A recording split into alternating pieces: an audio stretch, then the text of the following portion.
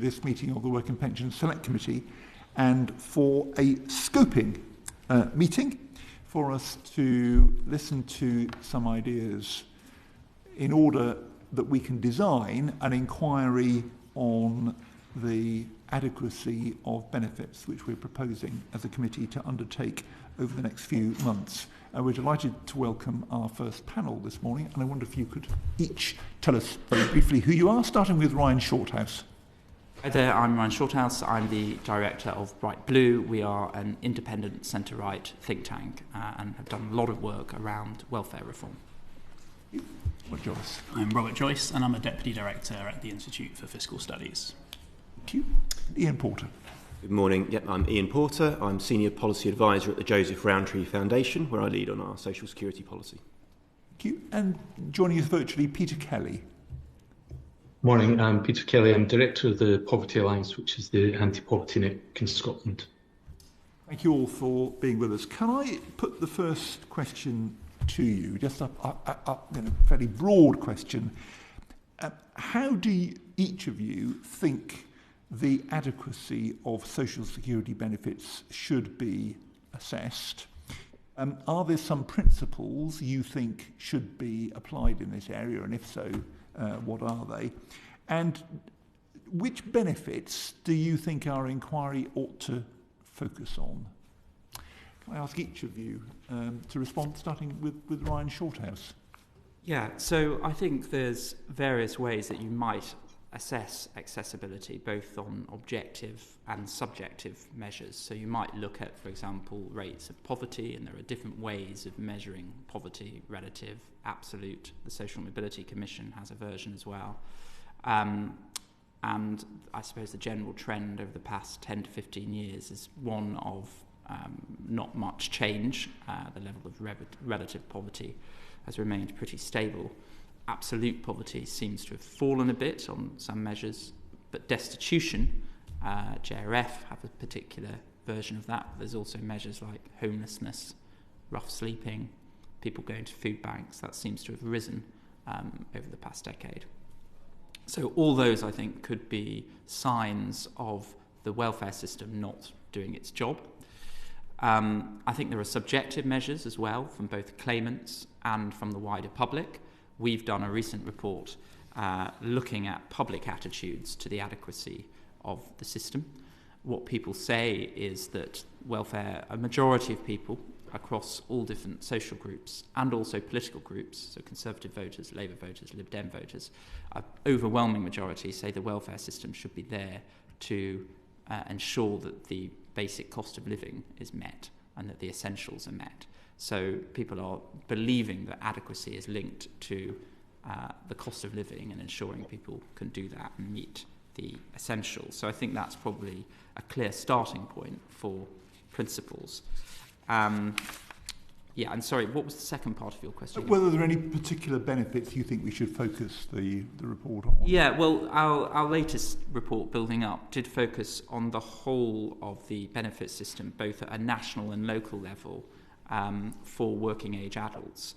And there's obviously a lot of focus, quite rightly, on universal credit, but there are a load of localised benefits that you might want to look at as well, because they are an important part of the welfare system. So whether that's Healthy Start vouchers, whether it's council tax reduction, whether it's funeral expenses payments, all of those things are important parts of the welfare system. And our evidence seems to suggest that take-up is pretty patchy across different parts of the country. It's a bit of a postcode lottery because it's a localised system. And that actually the indicators that we might have around take-up of those different types of benefits is not great. In fact, a lot of those, apart from the warm homes discount, have seen a reduction in the numbers taking them up over the past decade. So that might be indicative of people being eligible for that support but not taking it out. Okay. You mentioned there are 3 measures of poverty which are being discussed. Do you favour one of them as the... Well, I was very involved with the Social Metrics Commission, and that was I think there should be a material indicator of poverty, and that hasn't been in place for some time as an official government measure. It was previously before the coalition government. I think poverty is multifaceted, but money, of course, does matter.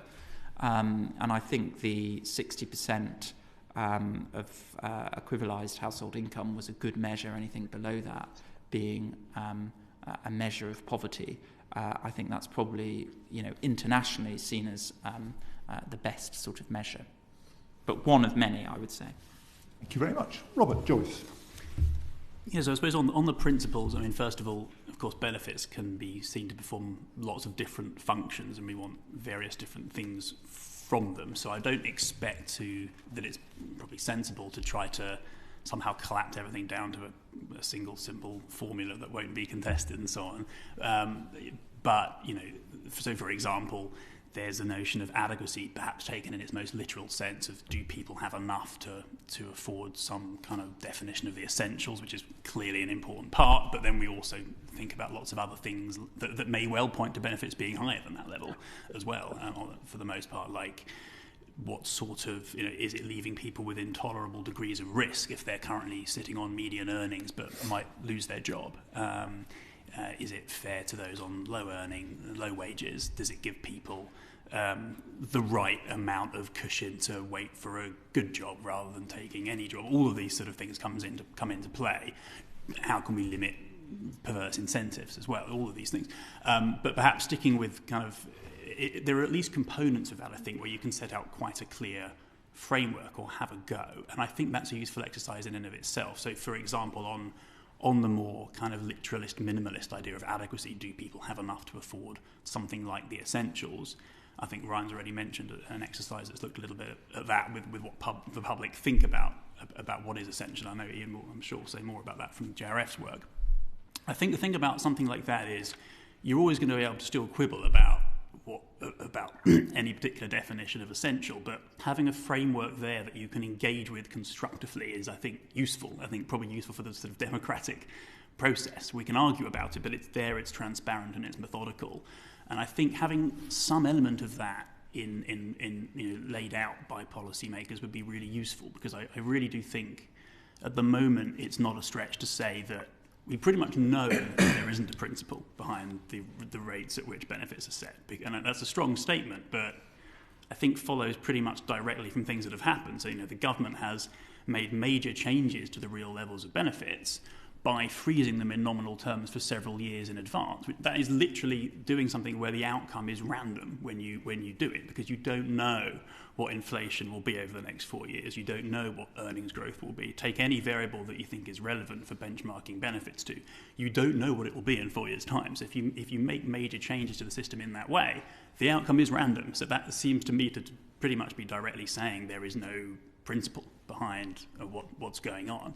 So I just think having something more tangible to engage with would be a really useful step in the right direction. Even though, as I say, I don't really think you're going to be able to collapse the entire decision of what is the optimal level of benefits to a formula. Certainly not a formula that everyone's going to agree with.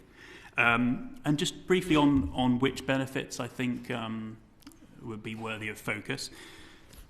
The long-term trend in the UK has been for the working age group without children to be falling further and further behind everyone else in terms of the basic rates of the basic level of the safety net. I think probably the JRF's work, if I recall correctly, suggests that indeed that is a group for whom that you're most likely to find that the safety net is below what many people would consider to be a sort of essential level. So I would think the amount of support we give to that group would be one thing certainly worth looking at. And again, it hasn't changed in absolute terms for decades, for about half a century or so. Housing would be another one that perhaps I'm sure we'll come back to, but I would definitely look at that. Partly because, in both of those cases, that leads to my final point on this, in terms of which benefits. I would say, in some sense, all benefits with respect to uprating policy. Because I think in practical terms, really, a lot of the issue a lot of the issues I'm guessing we're going to be talking about come back to uprating, and uprating is really the key thing. You can do whatever you want to do in year one, but after that, everything depends on how you uprate stuff. And with respect to why the support for those without children has fallen so far behind. It's basically because we have a price indexation policy and we've stuck exclusively to that for that group for 50 years with nothing else. And that's why they've fallen further and further behind.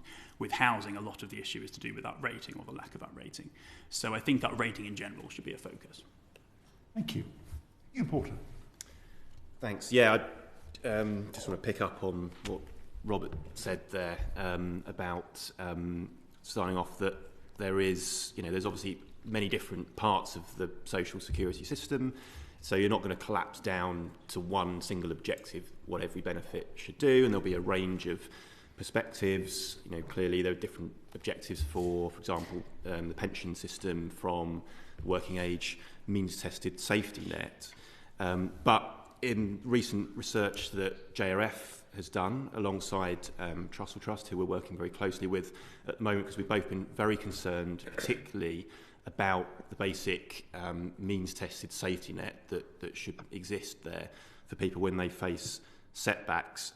So just for example, we found in our latest tracker survey, which we've been doing of low-income households, which is a large representative sample of the population of low-income households, that 90% of low-income households on universal credit, 90%, are going without essentials.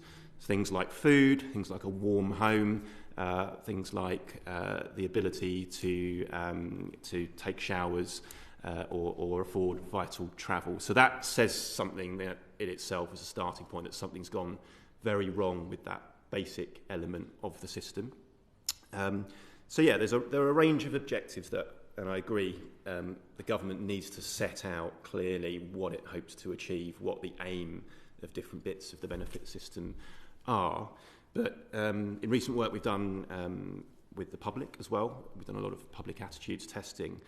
It's pretty clear to us that the public understands that you can't always deal with what life might throw at you, and we all face setbacks sometimes, whether that's losing a job, having to care for a sick relative, or a relationship breakdown. And I think the public strongly finds consensus here that when we face hard times like that, there should be a system that should, at a minimum, at least allow you to afford the essentials while you get back on your feet. And it's clear from our research at the moment that's just not happening. So JRF and the Trussell Trust are calling for what we're calling an essentials guarantee. That would be a legal guarantee to ensure that the basic rate of universal credit should always at least be enough, at a minimum, for us to afford essentials while we recover from setbacks, and that various quite arbitrary deductions that exist in the system that take away from that basic rate should also there should also be a guarantee that they can never pull support below what people need to afford the essentials. So the basic rate of universal credit, its standard allowance, will be £85 a week from April after this year's uprating. We've done quite a bit of research recently to look at what does it cost to afford just some bare basic essentials, things like food, utility bills, vital household items and travel. And we've drawn on ONS spending data for low-income households, so actual spending data. We've also done a lot of focus groups with the public because we think it's important to ensure that our social security system is embedded with a sense of clear public support. And we found, for example, that the minimum that's required for example, a single adult is at least £120 a week. I can go into more details of the categories of essentials there, but that's for a really basic list of essentials with some quite conservative costings around them. So you can see there's a gap already of at least £35 a week on the basic standard allowance of universal credit between what it will be in April and between the minimum needed to afford essentials. So that's why we're calling for an essentials guarantee, and I think that is a priority area for that the committee should look at, that basic adequacy there. Thank you very much. And Peter Kelly. Thank you. Yeah, so I think in terms of how we should assess adequacy. I think we're in a better place in terms of understanding what adequacy is and how we might measure it than we might have been 15 years ago. So there's been a lot of work done, and I'm sure Donald Hirsch will talk about this, but in relation to minimum income standards, there's a whole history of work around reference budgets.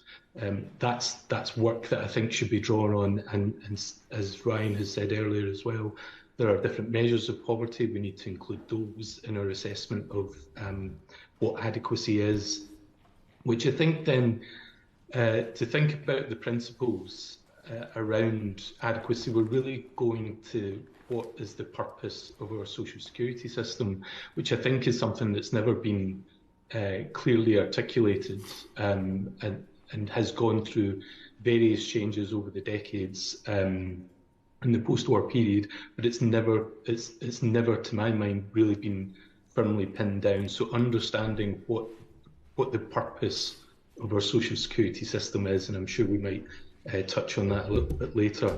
In terms of adequacy and the principles that we ought to be thinking about in relation to adequacy and the setting of social security benefits, I think transparency is an important principle. It's one that, as other witnesses have already said, isn't really there. So how the figure that we end up with for benefit payments at the moment is arrived at is very unclear. And I think other principles we need to be thinking about is the use of evidence in itself as a principle, that we base the way that we set social security benefits on sound social scientific evidence. Again, I think we're in a much better place than we might have been 10, 15, 20 years ago to be able to do that.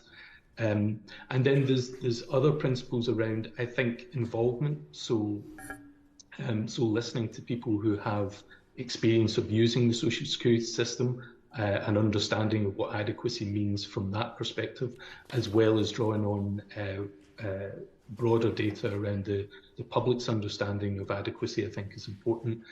And then again, going back to the purpose of our social security system, I think we need to think about the dignity of those who are using the social security system when we're setting benefit levels. So those are some of the principles. In terms of the benefits that should be included, I think it's almost possibly easier to think about what is it that should be excluded and why. And I think in any part of the social security system, we need to be thinking about adequacy and how we set any of the levels of entitlement that people have.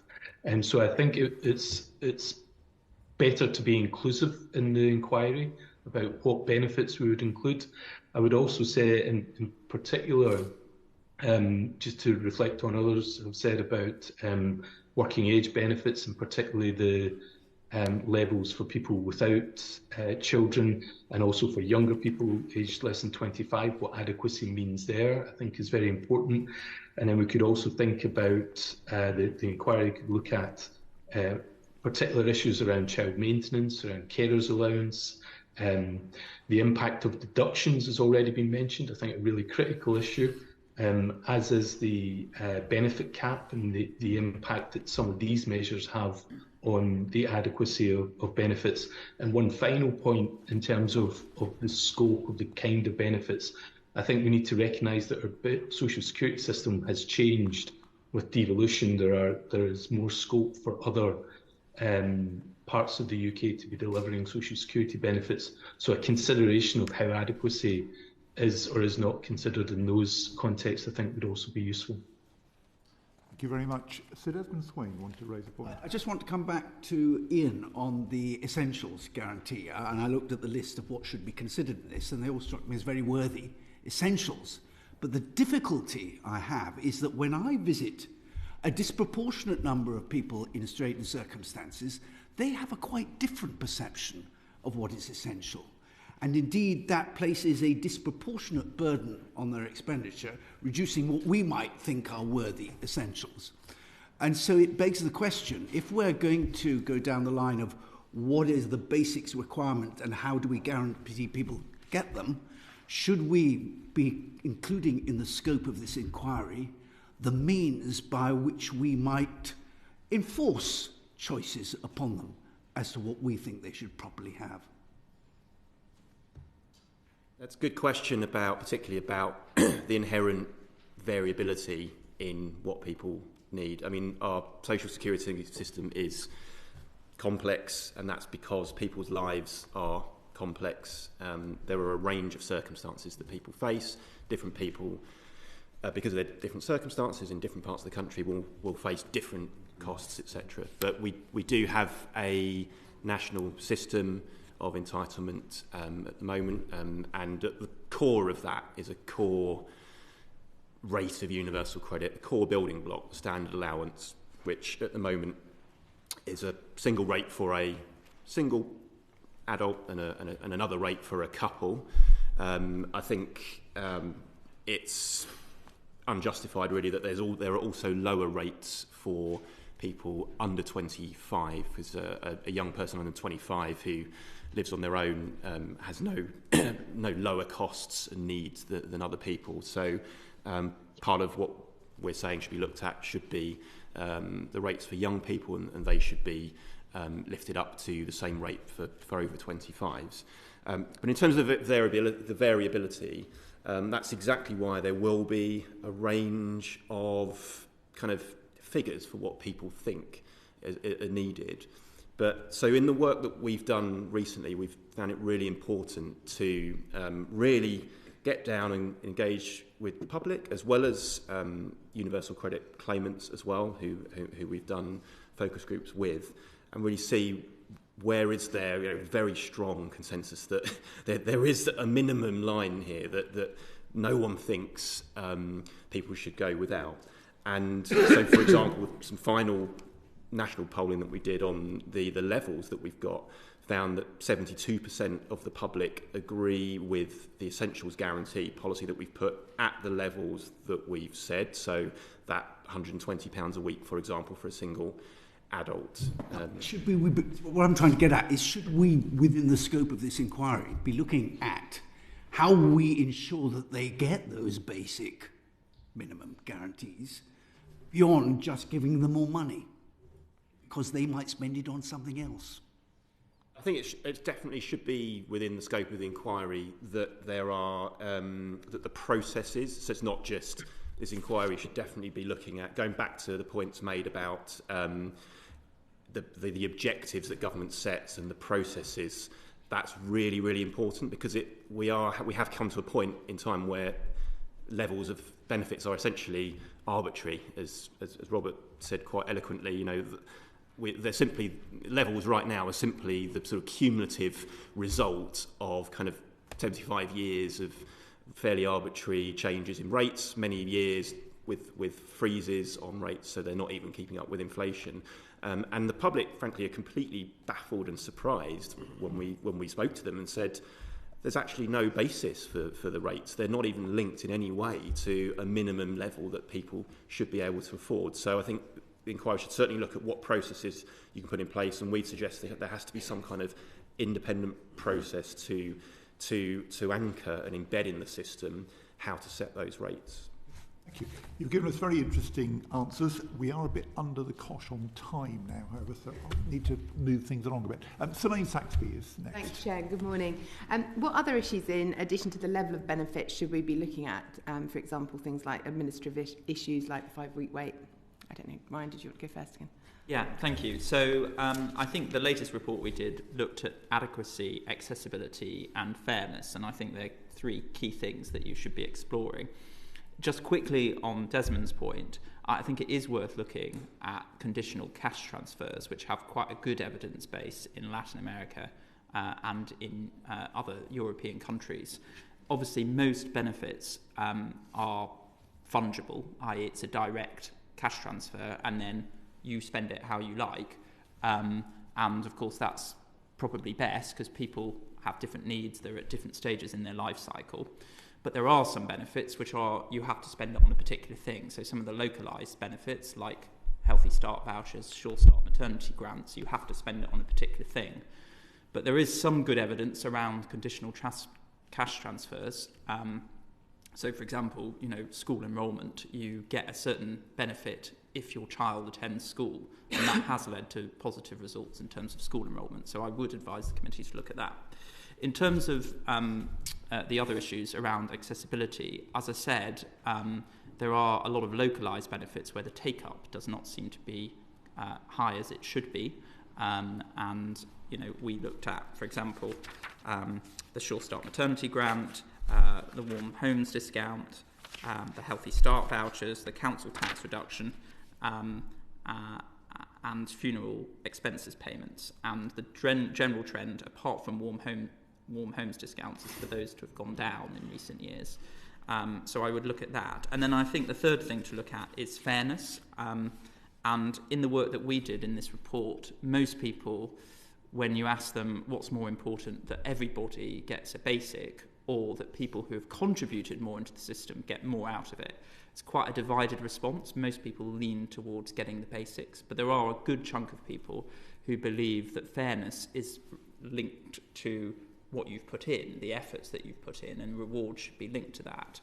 And of course, in this country, we do not have at all really a contributory-based system, which is unlike most European countries, which have two-tier systems where you have a basic, and then on top of that, you have a kind of social insurance model, which means that you've contributed in the past, and when you immediately come out of work, you get more out of the system as a result of that. And I think that is similar to the furlough scheme. Of course, nobody contributed before other than the general tax pot. But I think it is worth looking at something similar to that, where both employers and employees pay into a pot, much like you pay into a pot for auto-enrolment of pensions, but maybe something that could also be accessed for people during their working age period if they fall on low income or come out of work. And I think the benefit of that is that the replacement rate in the short term in the UK is very low relative to other countries. And I think that's obviously undesirable from an individual perspective because the income shock is very high. I think there's growing evidence that it's also bad for the economy because people broadly, if they know that the replacement rate is low, feel that they need to find a job very quickly. And if you've got medium or high skills, then you may be pushed into a job which is not suitable for your skill set. Now, that's obviously bad for you, but it's also bad in terms of matching of skills to employers. And that may be partly why the UK has quite low productivity, because people have been not being matched according to their own, to an employer which matches their skill set. And, as we know, the UK has very poor productivity relative to other European countries. And I would say the design of the welfare system may be contributing to that. Thank you. Robert? Yeah, I think there are a few things. Whenever we look for it, or other researchers look for it, you always tend to see that living standards are depressed during periods when people are waiting for their support. And of course, anecdotally, that's often something that comes up when you hear stories about hardship. So things like the wait for assessment for disability benefits, I think the median wait time is 5 or 6 months. That's the median wait time. The 5-week wait in universal credit, my slightly vague sense is that perhaps because of the considerable extension of advances and loans, this is a bit less of an issue that comes up now, but I don't know that for sure, and more evidence up to date from on the ground would be useful on that. Obviously, that was a very big issue, has been a very, very big issue within UC. The fact that childcare elements within that are paid in arrears is another example of a similar thing. So I think all those issues around waiting for support are quite important. Sanctions and loan repayments are two other things that I suspect are responsible for quite a high fraction of the kind of real experiences of hardship within the system.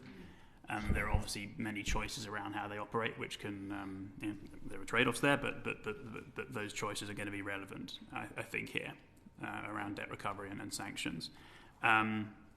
There is a take-up issue, which Ryan mentioned. I agree. You can have an adequate benefit rate, but are people getting that at all? And I think that is an area where the government could be a lot more on the front foot, actually, in assessing, for example, what universal credit is doing to take up. That was one of the key advertised potential benefits of it. We also know from international evidence, not UK evidence, but from international evidence, that relatively modest interventions on take-up can make quite a big difference to rates of take-up. Doing things like sending reminder letters and various kind of auto-enrollment type measures can make a big difference. So again, I think and it's an area where you could run trials, I think, at quite low risk. So I think a government that was serious about increasing take-up, or at least learning more about the effects of measures to try to increase take-up, could be doing more and could achieve quite a lot more. So that I agree that's an area to look at. The other thing about whether people are getting the support at all relates to asset rules. So we have, if you have more than £16,000 in the bank, you don't get any of this support, and that's an important choice. I suppose the thing to say there is you might still think that's a reasonable threshold, but it's another one that's frozen in nominal terms indefinitely. So even if you think it's reasonable now, it presumably at some point won't be, and by default we will reach that point at some point. So it's up rating again. Ian. Thank you. Yeah, can I just pick up on the 5-week wait point particularly? I think it's a really important point. I think it definitely should be in scope of the inquiry as to not just the headline rates of benefits, but the various other bits of the system that effectively reduce those rates, so that the amounts that people are actually receiving in support are often well below those headline rates. Various deductions are a key one. So actually almost half of households on universal credit face some sort of deduction from their support. The main one being deductions to repay debts to government. These can be generally up to 25% of the standard allowance in universal credits. It's a huge amount. So I mentioned about £85 a week from April being the standard allowance, but if you take off 25% of that, you're down to sort of £64 a week, and with almost half of households getting some sort of deduction, it's actually a huge issue. Now, things that cause that debt in the system absolutely should be looked at, and the 5-week wait has been and still is something that causes that. Actually, 85% of the value of deductions taken from universal credit payments relate to central government debt. So it's greatly within the control of central government to tackle this. We know that new claimants of universal credit, about 60% of those in recent times have had to take out a loan, known as an advance payment, in order to get through and survive that period of at least 5 weeks before the first universal credit payment is made. So that generates this debt in the system. There is systemic creation of debt within the social security system, and that isn't what the system should be doing. But the result of that is people face quite large and often unaffordable rates of deductions from their headline rates, meaning that the actual support they get takes them even far below the level needed even to afford the essentials. So that's why we're talking about essentials guarantee that tackles those unaffordable deductions as well as the headline rates. Thanks, Ian. And Peter, coming to you, and also, and I'll come back to the others with this second question. Elaine, we're running quite behind, so I think let's leave the further question. Okay. Yeah. Peter, over to you. Okay, so very quickly, because I think others have covered key issues around waiting times, around deductions. I think the other issue that perhaps we need to look at is alternative payment arrangements, and particularly around the use of split payments.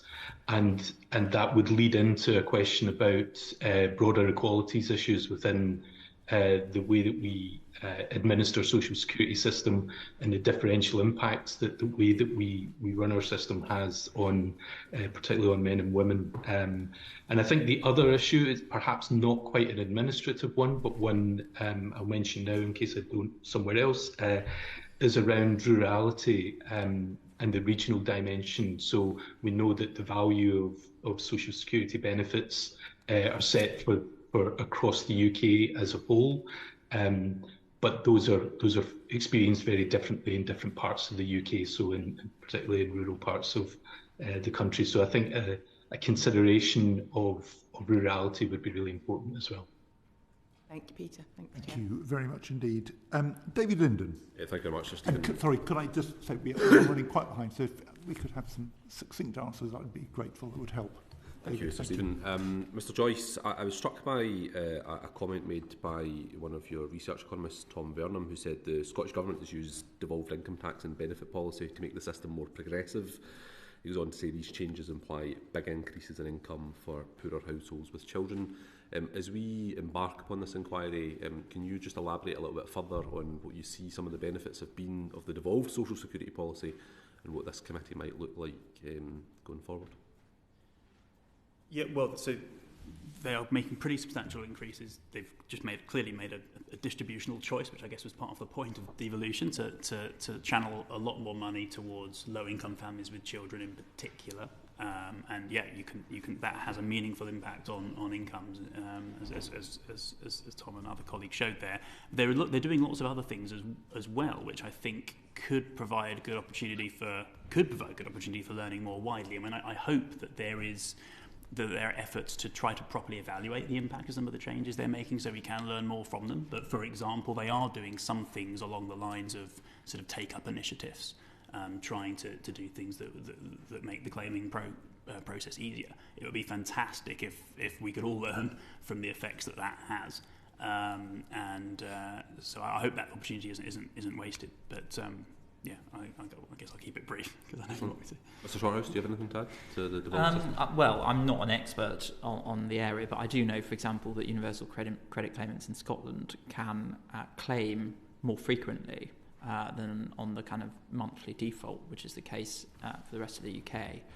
And I mean, my personal view and what we said in our recent report, Building Up, was that once universal credit is rolled out, there should be some kind of digital platform for claimants where they can have greater control over the frequency of their payment, but also the distribution of their payment, talking to the split payment point.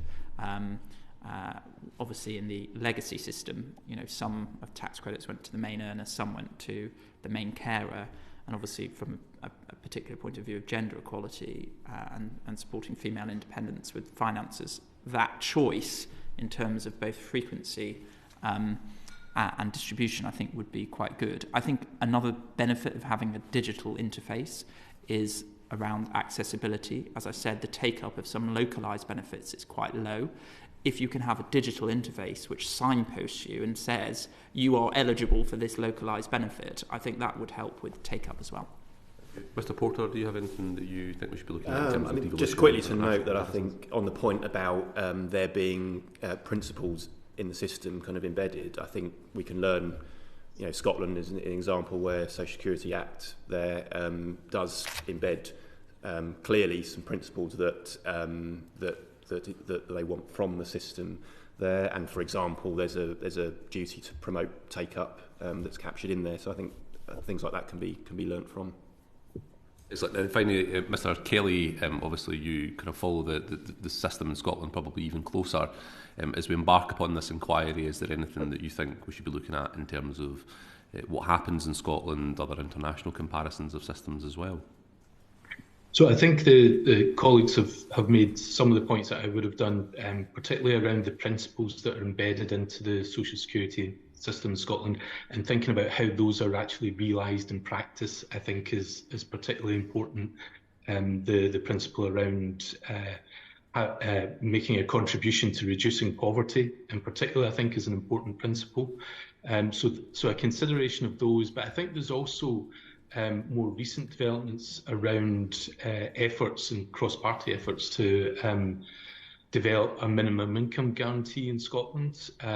So there's new evidence, a new interim report about to be published from that work at the end of March, and I think it would be useful for the committee to consider some of the evidence that's starting to emerge from that process, one that embodies perhaps some of the principles that we would like to see in the way that we develop a social security system.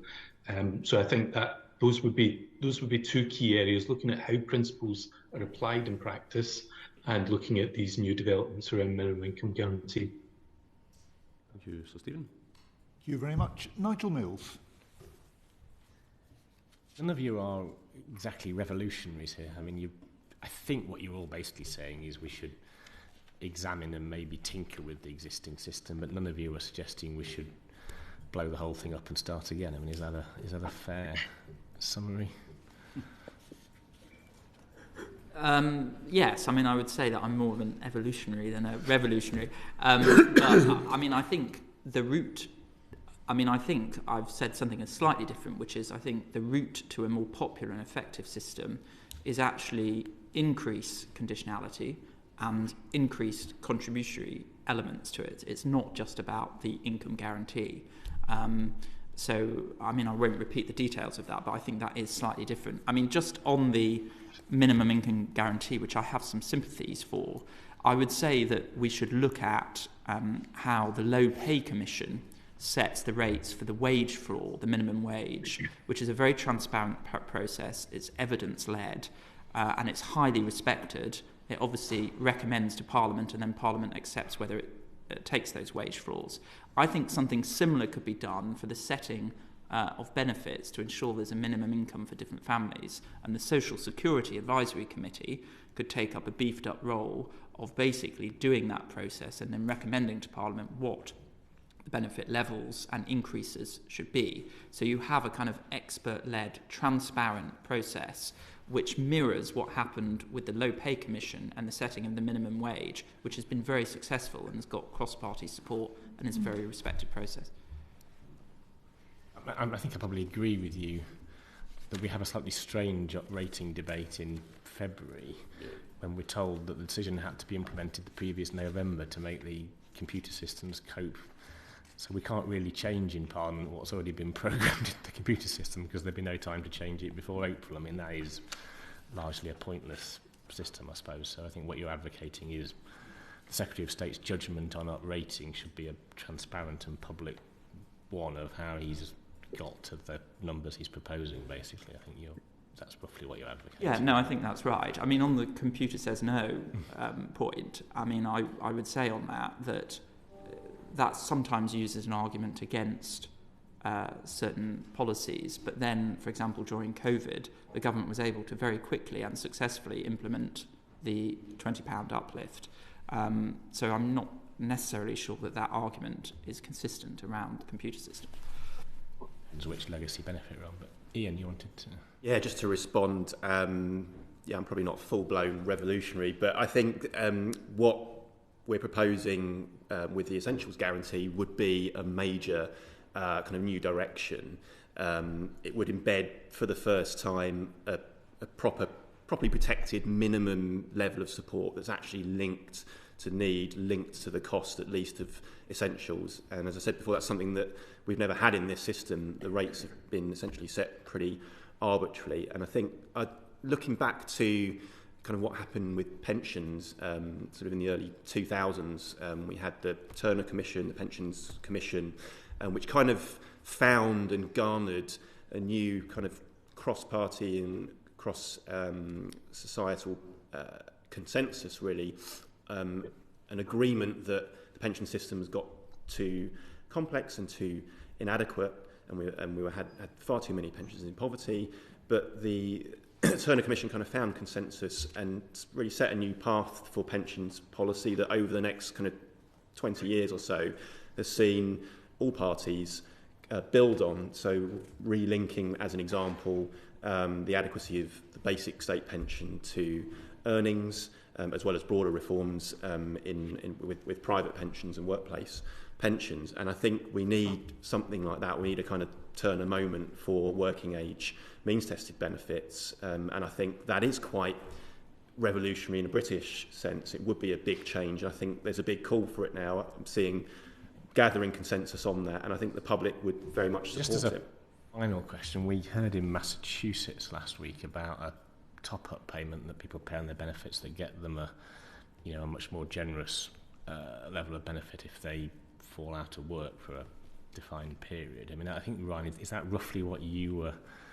suggesting, that what we learned from the pandemic was people kind of think, well, I can't live on £100 a week, that won't even pay my car loan, let alone anything else, that we ought to have a more generous defined period support for people who fall out of work to let them adapt themselves to their new circumstances. I mean, is that a change we should look at? I think, Ryan, you've already said yes to that, haven't you? So yeah, I mean, I very much so. And I think from... the UK is an outlier in not providing that sort of system compared to other European countries. And I think that has an impact both on individuals, but on the wider economy as well, in terms of people going to jobs which maybe don't match their skill set.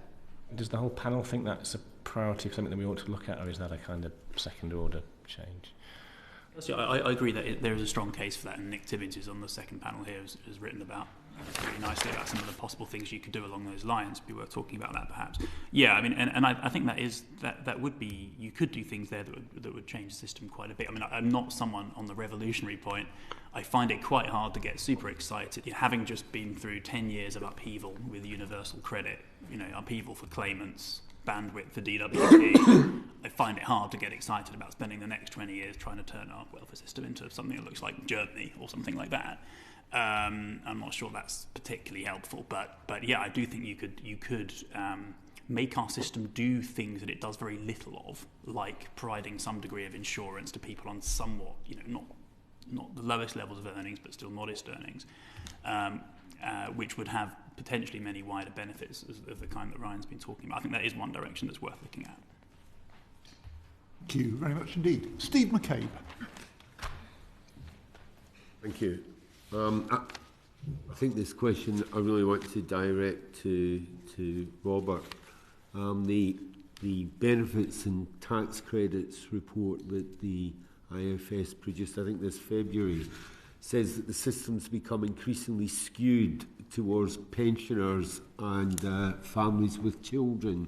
And I just wondered if you could tell me why you think that's happened and what are the implications for young people, working people, and people without children.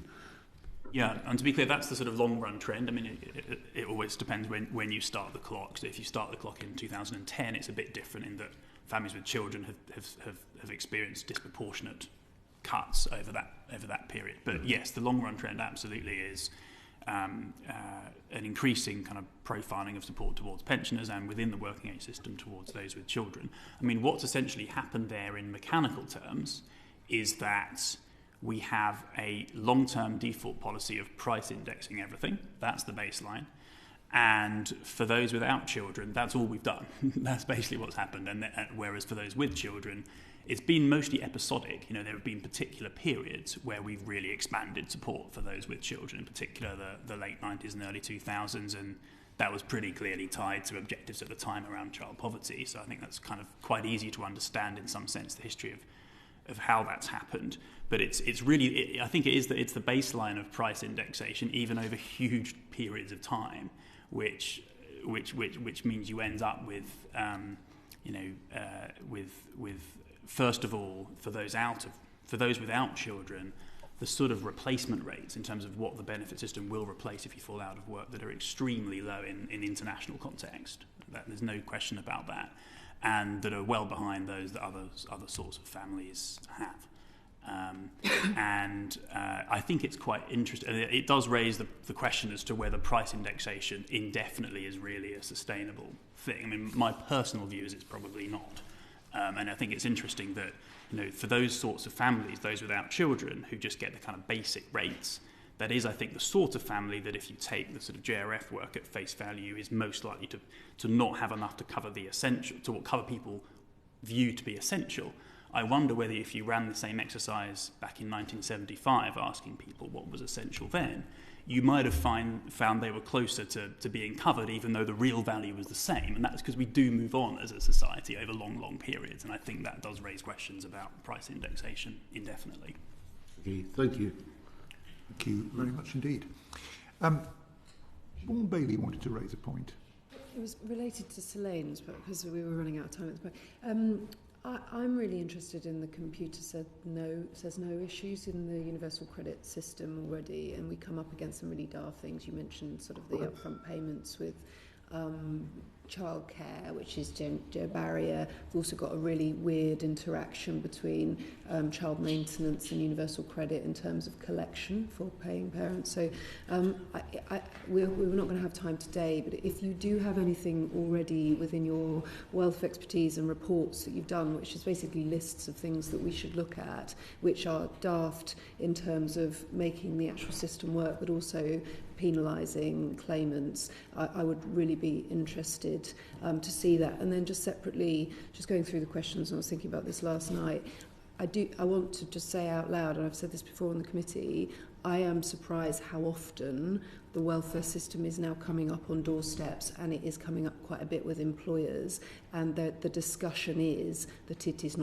it's starting to not work again, and it's stopping people getting into work, so whether work pays and those types of, and we're not back in 2010, 2015 type arguments, but I'd be just interested very briefly whether that's something that's coming up and coming across your desks as well, and how we could look at it really in our inquiry.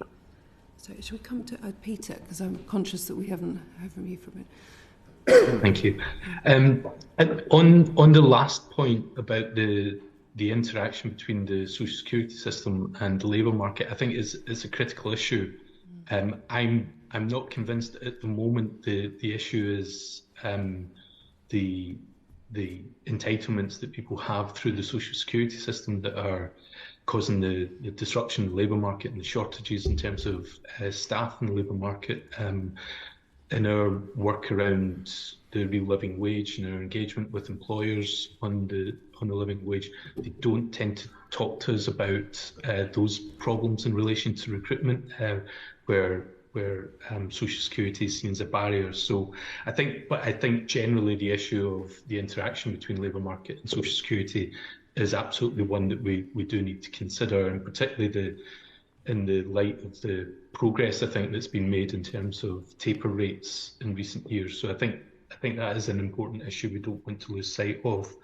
I think also, just to go back very, very quickly to a couple of other questions on the revolutionary nature of what's being discussed here, I think actually even a discussion around adequacy in relation to social security is quite radical, that we haven't had this for decades, if at all, at least since the 60s, as far as I know. So I think the importance for this this inquiry can't be understated. John Veidt-Wilson talked about income adequacy as the clean water of anti-poverty policy, and I think it really is. So I think the idea of a guarantee that ourselves and JRF and others have talked about is really quite transformative as well, where people are entitled to a level of support that's guaranteed and can't be removed. That's a really important consideration in terms of the thinking of our social security system. Ryan? Yeah, I mean, just on the childcare point, I mean, I think it seems a lot of work. I saw your report on this. Yes. So, yes, yeah. But I mean, it seems common sense to be able to, for people to be able to claim the support immediately rather than arrears, and there is some evidence that that's preventing women on low incomes from going into work or progressing in work. Just on the point about work incentives, obviously the government reduced the taper rate to try and improve work incentives in the system. What I would say is that the process of setting a minimum income, if you just as the Low Pay Commission at the moment, when it's setting the wage floor, also takes into account impacts on job supply. So if you raise the wage floor too much, that's going to lead to unemployment. So it's very conservative in how it does it. So if you had the Social Security Advisory Committee looking at what those minimum income guarantees should be, one part of its remit should be to take into account work incentives when it's doing that, and that would be a legitimate thing to do. I think just finally on the kind of contributory stuff that we're talking about and how that interacts with work incentives, I think there's many ways that you can build contributory elements into the system. So the idea of having a kind of voluntary national insurance, which means that if you paid into that, you get more out of it, or the kind of auto-enrolment point that I made earlier, sort of attached to auto-enrolment for pensions, you can get something, if you pay into that, you can access during periods of low or no pay. One other idea that we've advocated before, which links to work incentives, is a contribution supplement on the standard allowance of universal credit. So if you've been in the labour market for a long period of time, every decade or so, or every 5 years, there should be a supplement to recognise that you've worked longer and paid more into the system and should get a higher reward out of that, which is an incentive in itself. I would also apply that not just to universal credit, but to statutory maternity pay and paternity pay, which at the moment is very, very low, and there's lots of evidence that women return to the labour market much earlier than they would like as a result of relying on statutory maternity pay, which most small businesses do, and most people work in small businesses. So if you can attach a supplement to people who've worked longer, that they get more through the statutory maternity pay, that also, I think, is good for work incentive. Trying not to duplicate anything given time. I mean, one thing that perhaps I just quickly mentioned because it's relevant to incentives and various other things that come up is, and it's also sort of about computers, is that the government doesn't actually know what the welfare system looks like, in the sense that council tax support, which was the most claimed means-tested benefit before it was localised, is now set differently by every local authority. There's no record anywhere of what these schemes look like. I know from talking to civil servants, they don't have anything internally that tells them what these schemes look like. So any discussion around incentives or trying to set a safety net that is some definition of adequate is pretty much impossible, because the government doesn't know what the whole of the welfare system that it's dealing with actually looks like. I would, as a point about something that's data that should be there. And usable, at least within government, but presumably for everyone, that would be a good step in the right direction. Would a centralised systems help that? Because if it's signposting, then presumably it'll need to have the data. There'll be a way of collecting the data. Yes, I mean there's an issue about, of course, going back to the original reform about whether localisation should have happened at all, and my view on that is that the case for localism, if that sort of thing, was always pretty weak, and I would have not localised it. I'd have put it as part of universal credit. So ideally we'd undo that. But if we're not going to undo that, let's at least understand what these systems look like. Yeah, so on your first point, just about happy to send you through afterwards a list of the daft things that the committee should look at. But one example on child maintenance is that currently there's a priority order of deductions to be taken, and actually child maintenance still sits below the government recovering their own advance payments, which is ridiculous, I think. So that's one example. On your point about that you're maybe seeing this come up more on the doorsteps, about people worried about an adequate safety net, I think that's right, and it chimes with the very recent public polling that we've done in February, which found that 66% of the public thought that when we showed them the current rate of basic allowance and universal credit, thought that was too low. 67% said they didn't think they'd be able to afford even basic essentials if they were on universal credit, and 69% supported increasing the rate. And so I think we're seeing more and more public awareness, especially because I think people are becoming more aware of the situation, as I said before, that when people face a setback and they have to claim universal credit, they can't even afford basic essentials. So 90% of low-income households on universal credit can't even afford basic essentials. And I think the public getting more and more aware of that. They're seeing increases in food bank need. And they get that, talking about if you face a setback and you need to get back into work or try and increase your hours, you're going to struggle to do that if you're struggling to simply put food on the table, or you're struggling to afford a bus ticket to go to a job interview or to take on an extra shift. So I do agree, we're seeing it as well, that this is coming up more and more and seeing as an issue with the public. Thank you. Our time, unfortunately, is up. I just want to raise one very quick point. Ryan, you made the interesting point that it may be the current low level of benefits is damaging the economy because it's forcing people to take unsuitable jobs. Is there some evidence for that, or is that a kind of hunch that you think that might be the case? Well, I mean, there's lots of evidence around something called matching theory, which is has got quite a lot of evidence behind it, and making sure that you have an economy where people's skills and employers, what they're looking for, match up. and that being ideal and optimal for productivity. I think the Social Security Advisory Committee also referenced this in a recent report and looked at it. So I think the evidence around matching theory and some evidence around the Social Security Advisory Committee might be, but I can send those through if you're interested. That would be very helpful. I apologise that we've been a bit more sort of pressed for time than would have been ideal. I think we could have had a much longer discussion with the panel. If there are further thoughts that occur to you afterwards that you would have liked to have made to us, please do email them through. We'll be very keen to receive them. Thank you all very much indeed for a very interesting hour. We're very grateful to you. If you'd like to step down from the table now, we'll welcome our second panel to take their places. Thank you all very much. Thank you. Thanks.